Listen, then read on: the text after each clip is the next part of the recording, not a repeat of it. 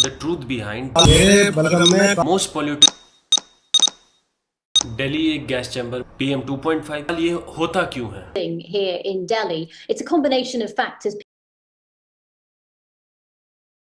हर winter में, हर सर्दी में दिल्ली एक गैस चैम्बर में बदल जाता है। जो सांस आप लेते हैं वो एक पॉइजन में कन्वर्ट हो जाती है। स्कूल्स बंद हो जाते हैं, फ्लाइट्स डिले हो जाती हैं एंड हॉस्पिटल्स ओवरफ्लो होने लगते हैं उन पेशेंट्स से जिनको ब्रीदिंग की प्रॉब्लम है, जैसे एज़मा वाले पेशेंट्स। बट हर साल ये होता क्यों है? Let's uncover the truth behind Delhi's severe air crisis, its causes, consequences and what needs to be done. इतना धुआं अंदर गया है, मैं घर से नहीं निकलने बावजूद भी मेरा जाल था। ये पटाखों को ब्लेम करना बहुत ही गलत बात है और सुप्रीम कोर्ट को इसका संज्ञान लेना चाहिए। एयर क्वालिटी इंडेक्स की रीसेंट रिपोर्ट्स के हिसाब से दिल्ली का एयर पोल्यूशन, दिल्ली का AQI अक्सर 400 के पार रहता है और कभी कभी ये AQI 900 तक को छू जाता है। 900 जो सिर्फ एक नंबर नहीं, एक आंकड़ा है जो दर्शाता है कि हम कितने वल्नरेबल हो चुके हैं, क्योंकि 50 से ऊपर AQI को काफ़ी हानिकारक माना गया है। दिल्ली दुनिया की सबसे polluted, one of the most polluted राजधानियों में से एक है। यहाँ की हवा फिल्ड है, भरी हुई है PM 2.5, PM 10, जो कि आपकी सांस नली, आपकी ब्रीदिंग के द्वारा आपके लंग्स में जाकर आपकी ब्लड स्ट्रीम में एंटर कर कर आपकी बॉडी में हानिकारक बदलाव ला सकता है। ये आपको एज़मा का शिकार बना सकता है, लंग कैंसर एंड इवन आपकी कार्डियोवास्कुलर हेल्थ, जो कि हार्ट है, उसके लिए भी बहुत हानिकारक है। क्या आप सिगरेट पीते हैं?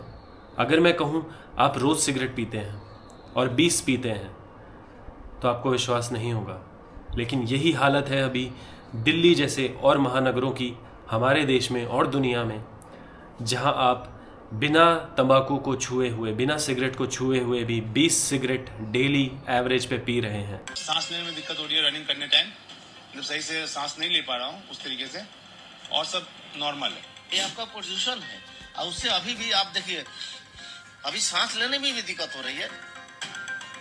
रिसेंटली सुप्रीम कोर्ट का एक जजमेंट आया जिसमें उन्होंने ग्रीन क्रैकर्स को यूज़ करने की परमिशन दी।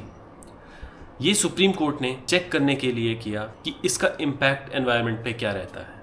ये सुप्रीम कोर्ट ने एक बैलेंस क्रिएट करने के लिए किया रिलीजन और एनवायरनमेंट के बीच में, जिसमें सुप्रीम कोर्ट ने कुछ पर्टिकुलर स्लॉट्स डिसाइड किए थे जिनमें इन फायर क्रैकर्स की सेल होगी एंड कुछ पर्टिकुलर टाइम डिसाइड किया था जिसके बीच में ही इनको बर्स्ट किया जाएगा।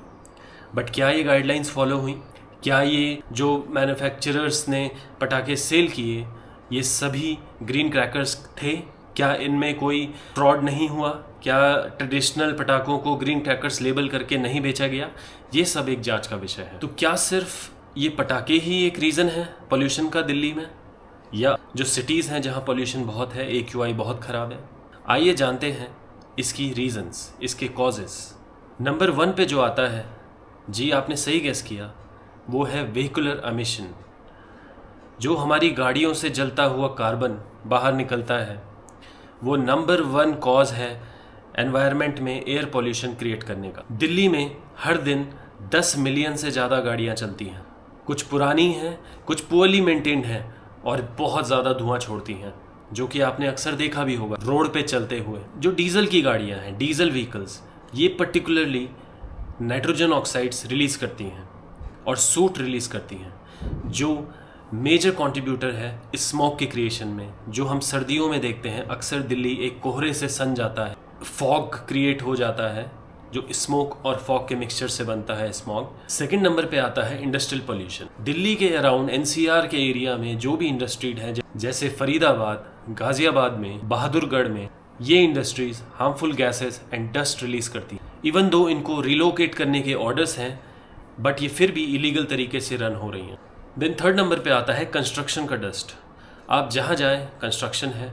दिल्ली में फिर भी एक रूल है जिसके चलते आपको पूरा जो कंस्ट्रक्शन एरिया है उसको कवर करना होता है, लेकिन मेजर सिटीज़ में ये रूल फॉलो नहीं होता है, which is a major contributor to dust everywhere you go around the city.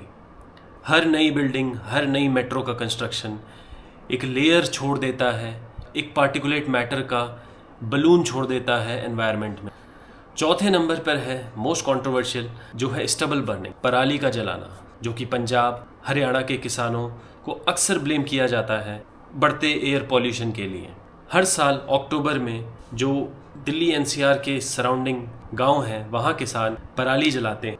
पराली जो कि लेफ्ट ओवर क्रॉप रेसिड्यूज़ हैं, जिसको स्टबल भी कहा जाता है, जिसके जलाने से जो क्रॉपिंग का फील्ड है, एरिया तैयार किया जाता है। क्योंकि ये सस्ता है, इसमें कोई बड़ी मशीनें नहीं लगती हैं जो किसान एनीवे अफोर्ड नहीं कर सकते हैं, और इसका इस्तेमाल करते हैं। इससे फील्ड क्विकली क्लियर हो जाता है नई फसल बोने के लिए। और यही जलता हुआ पराली का धुआं एक लेयर सी बनकर दिल्ली की तरफ आता है और दिल्ली को चारों तरफ से चोक कर देता है। हम चाहे कितना भी किसानों को ब्लेम कर लें, पराली नहीं जलाना उनके हाथ में नहीं है। उनकी गरीबी, उनकी भूख, उनकी लाचारी कभी उन्हें ये एहसास नहीं दिलाएगी कि उनकी इस पराली से एक स्मोक पैदा हो रहा है, एक कार्बन निकल रहा है। नहीं, क्योंकि उनके लिए प्राथमिकता है पहले अपना पेट भरना, अपने बच्चों की अच्छी स्कूलिंग, जो कि हर माँ बाप चाहता है। तो इसके लिए हमें किसानों को एम्पावर करने की ज़रूरत है, ना कि सिर्फ उनके ऊपर ब्लेम करने की। हमें उन्हें मशीनें प्रोवाइड करनी होंगी, जैसे कि हैप्पी सीडर जैसी मशीनें, जो एक अद्भुत इनोवेशन है एग्रीकल्चर के फील्ड में। पांचवा जो रीज़न है वो है वेदर कंडीशन। सर्दियों के वक्त विंड स्पीड स्लो हो जाती है, हाई प्रेशर एरिया क्रिएट हो जाता है, एंड जो कोल्ड एयर है वो ट्रैप कर लेती है पॉल्यूटेंट्स को अपने अराउंड, जिससे एक फिनोमिना पैदा होता है टेम्परेचर इन्वर्जन, और ये स्मॉग को और ज़्यादा बढ़ाता है और पोल्यूशन को लॉक इन कर लेता है। तो इन सभी रीजंस के बाद अब हमें जानना होगा इसके कॉन्सिक्वेंसेस। आखिर इस पोल्यूशन से हो क्या रहा है, ये एयर पोल्यूशन किस लेवल पे हमको इम्पैक्ट कर रहा है। रिसर्चेज में पाया गया है चिल्ड्रंस के लंग्स पे इसका इम्पैक्ट, एजमा के केसेस जिसको अस्थमा कहते हैं उसके केसेस बढ़ते जा रहे हैं, आउटडोर स्पोर्ट्स कैंसिल हो जा रहे हैं, मॉर्निंग वॉक्स पे जब हम जाते हैं वो हमें कैंसिल करना पड़ता है, स्पोर्ट्स कैंसिल करना पड़ता है, स्कूल्स की छुट्टी करनी पड़ती है, आपको एक खराश सी गले में 24 घंटे रहेगी, आपको एक थकान रहेगी, फटीग रहेगा। लैंसेट की एक रिपोर्ट है जिसके मुताबिक 1.7 million people, citizens of India, हर साल अपनी जान गंवाते हैं।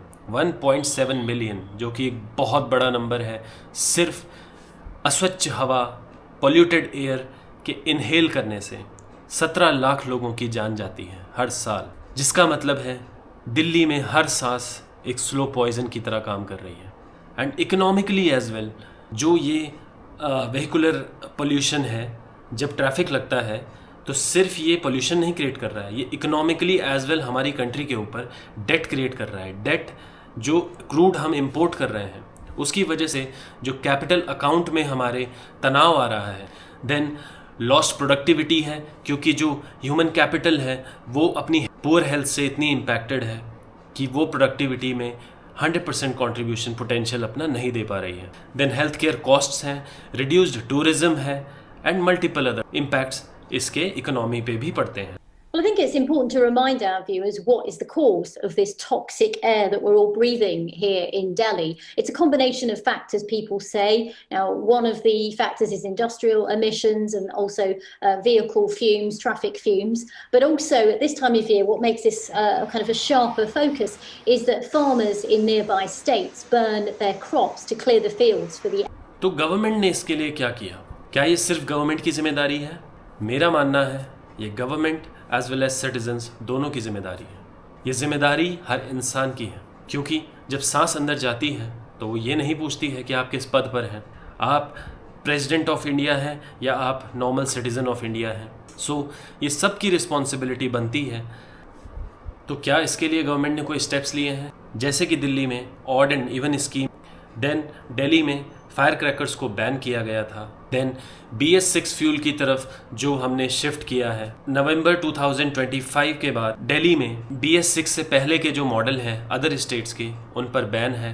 स्मॉक टावर्स इंस्टॉल किए गए हैं, mechanical sweepers install, and promotion of electric vehicles and metro expansion, जैसे कि आपने रैपिड मेट्रो जो मेरठ से दिल्ली की बीच चलती है वो अभी न्यूली कंस्ट्रक्टेड है, तो ये भी हेल्प करेगी एयर पोल्यूशन को डिक्रीज करने में। बट ये सब टेम्पररी सॉल्यूशंस हैं, और अगर हमें एक बेहतरीन, एक अच्छा फ्यूचर चाहिए, एक साफ एनवायरनमेंट चाहिए, तो हमें लॉन्ग टर्म कमिटमेंट्स की तरफ फोकस करना होगा।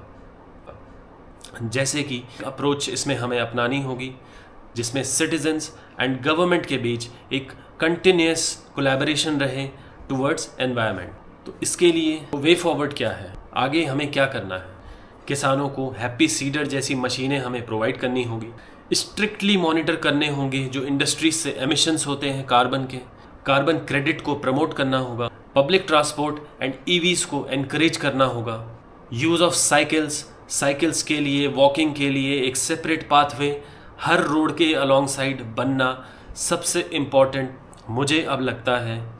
अर्बन फॉरेस्ट प्लांट करना एंड ग्रीन बेल्ट डेवलप करना, जैसे कि मियावाकी मेथड जो जापान में फॉलो होता है। एंड इससे भी ऊपर इंडिविजुअल रिस्पॉन्सिबिलिटी, सबसे इम्पॉर्टेंट पार्ट ये होगा। बच्चे से लेके बूढ़े तक अपनी रिस्पॉन्सिबिलिटी नहीं समझेंगे, हम फ्यूचर जनरेशन को जब तक ऐसे प्रिपेयर नहीं करेंगे तब तक ये एक ड्रीम ही रहेगा और हम इस क्राइसिस से कभी डील ही ना कर पाए।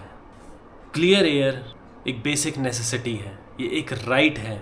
आर्टिकल 21 जो कि हमारा कॉन्स्टिट्यूशन भी मेंशन करता है, ये एक फंडामेंटल राइट है, ह्यूमन राइट है, क्लीन एयर।